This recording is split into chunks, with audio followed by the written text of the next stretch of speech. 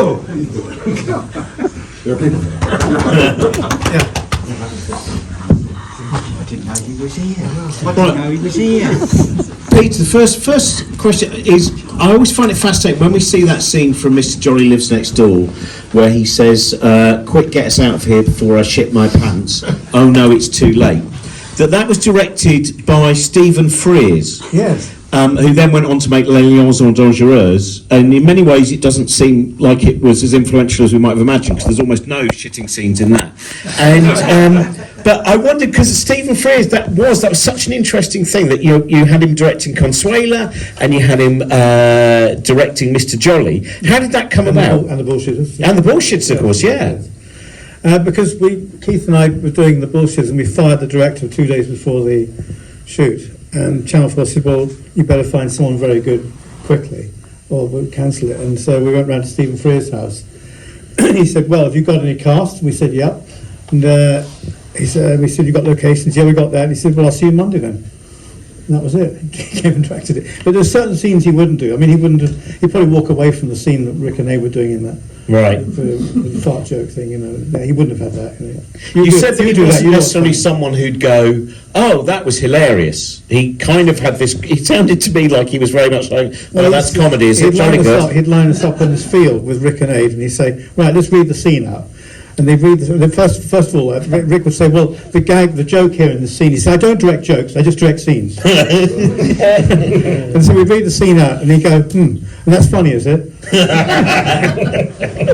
And one other thing, but before I move to Phil and Gary as well, Michael White, I wanted to mention him because, Michael White, a great, I'm sure some of you will know, great theatre producer. I think he, as well as Rocky Horror, did he do Oh Calcutta? Was that an early one? But he did so many things. But he seems that, he pops up in quite a few of the films in these beautiful little cameos. But his importance in the comic strip going from being a live show. He was our dad, really. I mean, honestly, without him, we would never got started, He put the first couple of thousand in to start the club we had in Soho. But Michael, brought everyone to the screen, to the stage, like Samuel Beckett and loads of really, Joe Norton, and then the Pythons, and his chorus line. He did a vast, great amount of, Rocky Horror Show, of course. A great man, really good man, yeah. Because you said that when we were talking last night, you were saying that that at one point Channel 4 kind of, before the first episode, before they actually started, that there was almost a kind of loss of faith in the comic strip presents. Well, we had this production company that were used to doing commercials, and therefore commercial rates, and we went over budget on the first two completely, and nearly spent the whole budget, meant for all six of them. And it was Michael, actually, who... Well, two things happened. Michael stepped in and said, well, I'll have a word with them and see if I can sort it out. That's how he spoke. And then, that's someone. The other thing was that Jamie Isaacs came and watched the rough cut of Five Good Man Dorset, and so we're putting that on the opening night. So that kind of saved us, really. Yeah, it's great. Now, Phil and Gary, you're kind of what I would call like the second generation of comic strip, which is, suddenly, you both popping up more and more. And so big in the second part of this, coming up now. Yeah, and I just wondered, Gary, you were saying that, in that little clip there, that you do remember seeing Five Go Mad in Dorset. So how did your relationship with Peter start? When did you end up, kind of working in the comic strip? No, I was really fortunate. I'd kind of met Peter through a few people, but funnily enough, the first person I sort of met really way back, I was saying to Peter, was Rick Mail, and I was doing a play in at the Edinburgh Festival one year, and Rick was doing Kevin Turvey. I don't know if people remember that character. He was doing Kevin Turvey, which I was a massive fan of, and I ended up hanging around the stage door. And I saw him one day. I said, I'm a massive fan of yours. I just wanted to say I really like you. And he's like, what are you doing there? And I said, I'm doing a play. And he said, what time's your play? So he came to see my play. And then he left me a ticket every night, because his show began an hour after my show finished. And that's how I went every night to Rick Mail's show just to watch him. And I sold him a joke for £1, which he used to open up his slot with. And the joke was, and it was really funny at the time. It was of its time, this joke. And the joke was, why did the monkey fall out the tree? And you go, I don't know why did the mug fall out the tree? And I go, because it was dead. And he used to do it in his play. It was dead.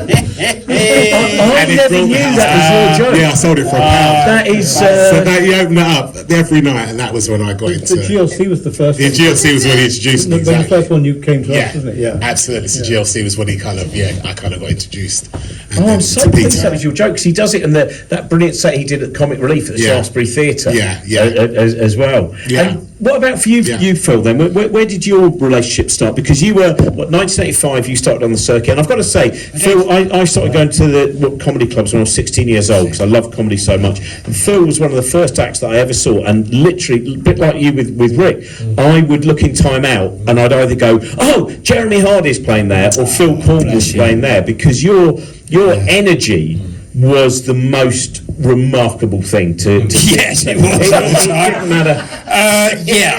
It wasn't drug assisted, obviously. I didn't need it. I had no idea that I didn't need the stuff that I was taking at the time. Like it turns out I didn't need it. I was manic enough, and I was known for cramming a lot of material into a short space of time. I even got told up at the Guilty P, the gig at the Guilty P. I think Eddie Izzard was doing a gig down there. He remembers it. But they complained. People complained because I only did 8 minutes. I was supposed to do 20. But I said, well, that's 20 minutes worth of material in there, in the 8 minutes. But Pete, I went in to see Peter through Keith Allen, I think. Gary was there a wee bit before me, I think, doing Les Dogs and that. Yeah, Les Dogs. Oh, it was terrific. We saw, terrific. That's amazing. I mean, to be on the set of Les Dogs. That's incredible. That was so Well, funny. Les Dogs was amazing with GLC as well, but Les Dogs was great because obviously Kate Bush was on that, and I was just in working with Kate Bush. But yeah, it was shot in such a way. And Peter said to me, "Listen, you got this role, and you don't say anything, but you do everything." and sure enough, I did, and I really enjoyed it. But Peter It's like a Charlie Chaplin role, isn't it? yeah, it was all like a Charlie Chaplin. It was sold to me like instantly by Peter. Yeah. Peter has put you through a lot of things. The ringer. Rivers in Devon. We won't go into that. We'll talk about that. You will see Gary nearly drowning in about 5 minutes' time. Gary went through it. It makes me just Oddly, he's still here. I can. Yes, I nearly drowned. But Peter did care. He just said, "Are you okay? Right, we'll go again." And we've had a helicopter. We've paid money out. Hopefully, we'll get lucky this time. come on, I need to get the shot. You know, The crazy thing was, my character was an escaped convict, and there was a scene in this river where it's crossing where he can't swim, and the character can't swim. But unbeknownst to me, I couldn't swim really particularly well. Yeah, it's But I won't say any more. We're going to see that. I'll leave it. It's on. It's on. Now, who would like to ask any questions? Yes, over there. Pete, could you say a bit more about the filming of the bullshitters, in particular the scene where you run from pub to pub? Well, Stephen said, I'm not doing that. I'm going home. You can do that. I don't do pubs. That was the first thing. I don't do pubs. No, I said to Rick and Nate, I don't do pubs. You do pubs. You can do that. You know what's funny. But Keith, I think, liked to take his clothes off and run through the street shouting. And I felt I had to join him, you know. So, sorry? Did you ever meet Martin Shaw? No, I didn't. And nor Lewis Collins either. I'm not sure what they thought of it. See, I don't know what, we'll put it to about, I think Lewis Collins would have actually found it quite funny later on, but I think Martin Shaw would have gone, I just don't get it. I don't get it. What do you reckon, Peter? I think Martin Shaw would have got it and Lewis Collins not, because I think he was he's a very intelligent actor. I think Lewis Collins wanted to join the Territorial Army. That was what I... That's what I love. Not I want to join the army, or I want to join the territorials. I have a blinding ambition to once a month for 2 days run around some woods near Swindon. Seems like not the greatest. I'm sure they'd have taken him for the territorial army. He was in the SAS, wasn't he? That film. Oh God, yeah. Who dares win? Who dares win? His finest hour. Who else would like to ask anything? Have you got any other questions out there? Are they the original pants, by the way, that you... Because obviously in Detected on the Verge of a Nervous Breakdown, you yet again run around in these ridiculous satin thongs. Have they stayed in a kind of... They sold the first ones on eBay, I think. Right. Oh yeah, there's machines in Japan which say Peter Richardson's underwear from bullshit. eBay didn't exist then. No, I'm not sure. Probably with a fresh pair, I think. I wanted to ask as well, because it was mentioned there, Kate Bush, and you have, people in the 90s, people started saying, "Oh, comedy is the new rock and roll," but that was only because all the comedians were being ripped off by their management. But you were kind of, it is really interesting where, people are going to see in a minute, Jeff Beck, who you did lots of different things with as well. Kate Bush, in that scene in Oxford where you heard that song where Jennifer Saunders is going to the bookshops, that's Chrissy Hind had written that stuff. You had an incredible relationship, and Lemmy, of course, incredible relationship with musicians. How did that There's come a real around? link between comedy and rock and roll. And, and I think all the big rock stars like Sting and David Bowie, they all like to have their pet clown. And Alexei was adopted by Sting, I think, for a while. It's like, and there was a kind of empathy between the two of us. Yeah.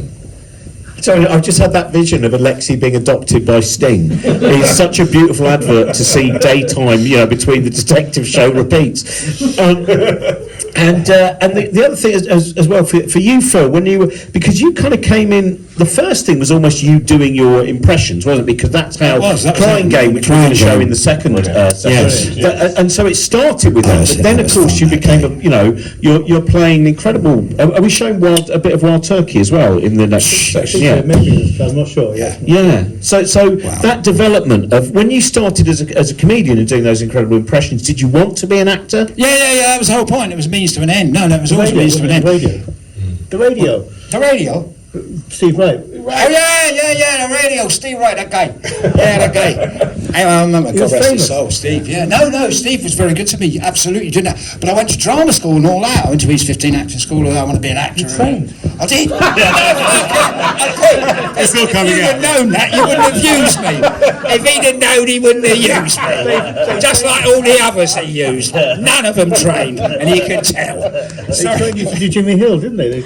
Mate, no, but I could do impressions, so that's why I did it, Rob. Just to get out there, because no one was giving me any work or anything. I've sod this. I'll do my own thing. So luckily, it sort of was a route into acting a little bit as well, and. That's so positive. I'm going to acting. And if you've not seen it, you can see it on YouTube. There is Phil's performance on Saturday Live. Actually, the Jimmy Hill one's on. Oh, the Jimmy Hill So was that's tonight, sausages, but the Saturday Live performance is this incredible kind of 5-minute performance Yeah, where yeah. you go Jagger and you do both. Yeah. You're the first person I think who was doing Jules Holland as well. Yeah, all of that I know, stuff. You can watch Stella Street, 4 series of it. Yeah. And Cellar Street was It was remarkable quite as well. a time that was amazing, Rob. Didn't it? That night. Anyway, doing it. I remember it well. Well, we're gonna now show another selection of clips, then we'll come back with a Q&A. But Les Dogs, I think is it Les? I always said Les Dogs. Is it Les Dogs or Les Dogs? Oh, the French pronunciation would be Les Dogs. Les Dogs. But I always thought it was like kind of that. Les Dogs. Les Dogs, mate. Keep it real. Les Dogs. Start of the channel. Yeah. Les Dogs. Well, let's hear it for Phil, Gary and Peter, and then we're going to now show you, and it ends, I've got to just warn you, I'm not going to say what the thing is, but the final sequence is a long sequence, and I consider it probably the greatest moment of the comic strip, up there with Rick Mail walking in dog excrement in More Bad News, which is the only time I've ever fallen off a chair in the cinema when I watched that in the Prince Charles. But what you're going to see, I think, even tops that moment. So let's hear it for the panel, and we'll see you again in 25 minutes.